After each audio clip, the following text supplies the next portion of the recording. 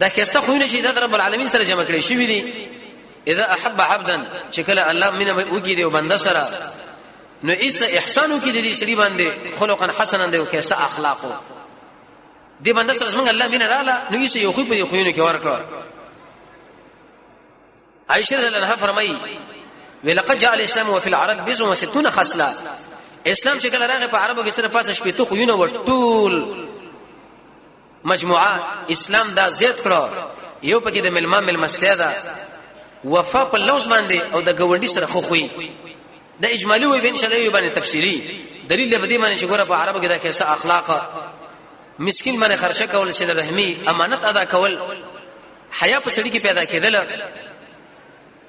دا ټول چې کله انسان وګړي او بعد دغه نه به ځان سره به سوچوږي عائشہ به فرمایي مکارم الاخلاق 10 کیسه یو لس خوونه دي سړی کې به په بچی کې به نه په بچی کې به په سړی کې به نه په مالک کې به په غلام کې بني او په غلام کې به په مالک کې بني او به دغه خوونه ذکر کړه کوم چې مخکې ذکر کړی شو اې دی وجنه یو اسمعي فرمایي وی چې کله زما دي نکله وفات راغی دا ټول زمانه را جمع کړه وی ویلې چې ازما بچو 10 الناس د خلکو سره د شي ژوند وکي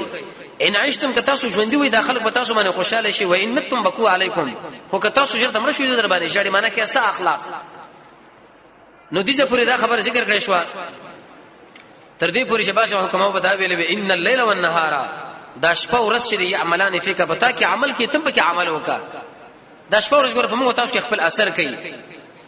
یکله د شي وای چې د شپه ورځ د زموږ رب العالمین دوه خزاني دي